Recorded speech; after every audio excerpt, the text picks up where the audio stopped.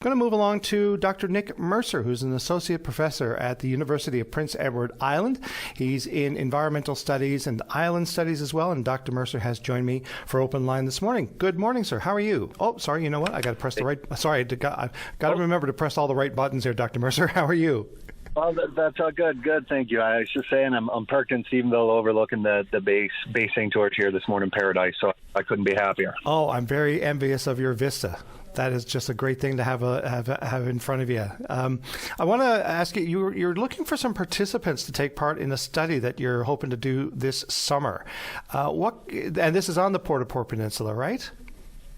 Yeah. So I'm really grateful to be here. We just launched a new research project called ABCD, which is an acronym for Asset-Based Community Development on the Port-au-Port Peninsula that will be running through July and early August and into the fall of this summer, in partnership with two wonderful local organizations, the first being the Environmental Transparency Committee, headed up by Nadine Talek and Marilyn Rowe from the Peninsula, and the second, the West Wind First Nation community band, headed up in Piccadilly by Tammy Park Take High. So what we're doing is we're doing a planning project where we want to talk to people about, not the socioeconomic gaps on the peninsula, but what is lovely, what is beautiful, what is already working terrifically here, and how we can use those community successes as the basis for sustainable development moving into the future.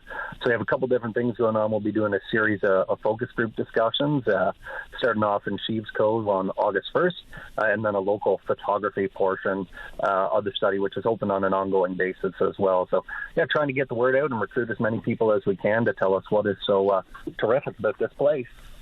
Now, I want to ask you this because, on some level, this kind of self-selects that you're going to hear positive stories, but sometimes, you have positive and you have negatives to different places.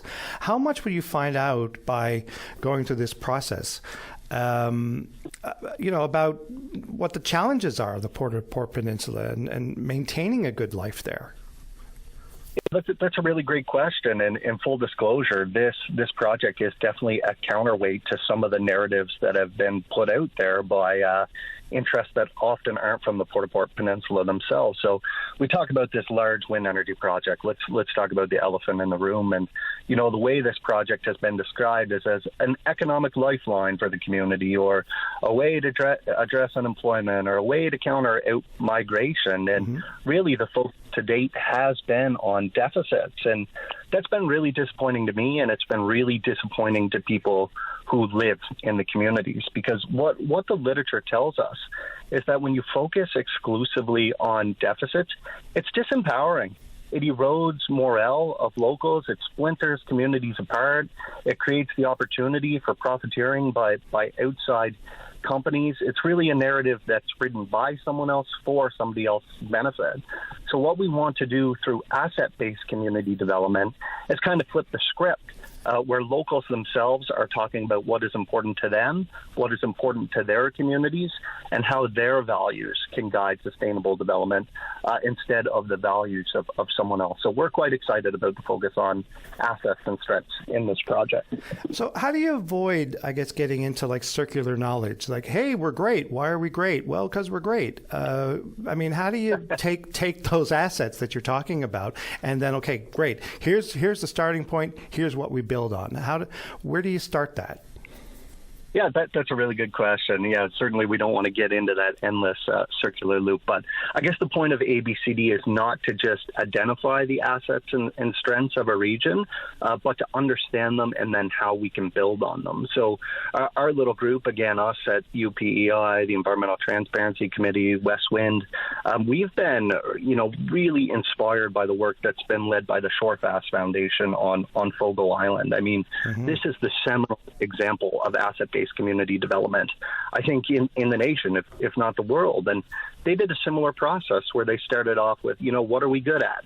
And some of the answers were, we have really lovely heritage, we have lovely architecture, we have the world's greatest hospitality. And it wasn't just about identifying those assets, but how can we build on them? perhaps through a tourist industry. Fogo has used this process of asset-based community development to, revolutionize that rural economy, to bring in millions of dollars, to create hundreds of jobs, to create numerous businesses. And they did all of this without an outside firm, an outside company showing up and telling them the way things are going to be. So, inspired by the tremendous success of other areas of the model of the province, we want to put this ABCD model into practice on the Port Peninsula. Now, I suppose one of the challenges that when you go to a tourism-based economy, like you're right, I mean, those things can give people experiences if they show up in your part of the world that they just can't get anywhere else. Barack Obama, David Letterman, all talking about Fogo Island. I mean, who would have thought that was a thing that would have been discussed once upon a time? But I think the challenge for a lot of tourism industries is that, I mean, what's our tourism season in this province? We tend to get 3 good months, and then the rest of the year you kind of, well, what do we do the other 9 months? Like that's sort of the fact of people aren't beating a path to our door in the middle of December. How do you go up against that? Yeah, that's a good question. And, I don't want to lead the results of the study in any particular direction. So if participants tell us that tourism is one potential avenue, we'll explore it to its fullest. But what I would counter with is, this is kind of a line of thinking around scarcity, right? There's only so many months we can do something. How do we keep people fed throughout the year? And I don't think scarcity is the problem in Newfoundland and Labrador. I think the distribution of abundance is the problem.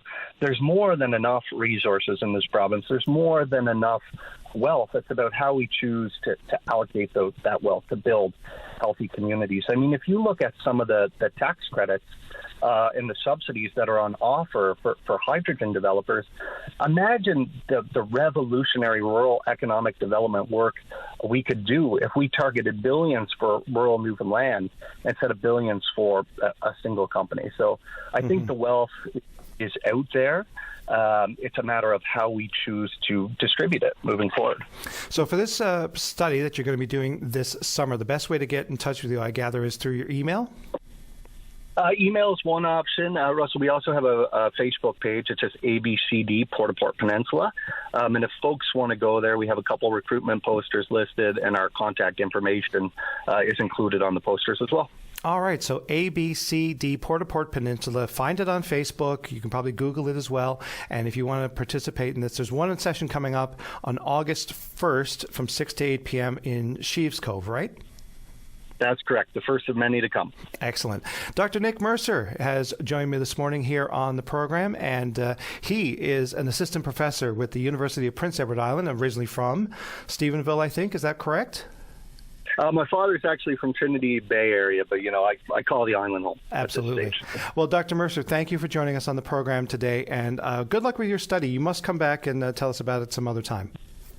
All righty. Thank you so much, my friend. You take care. Take care.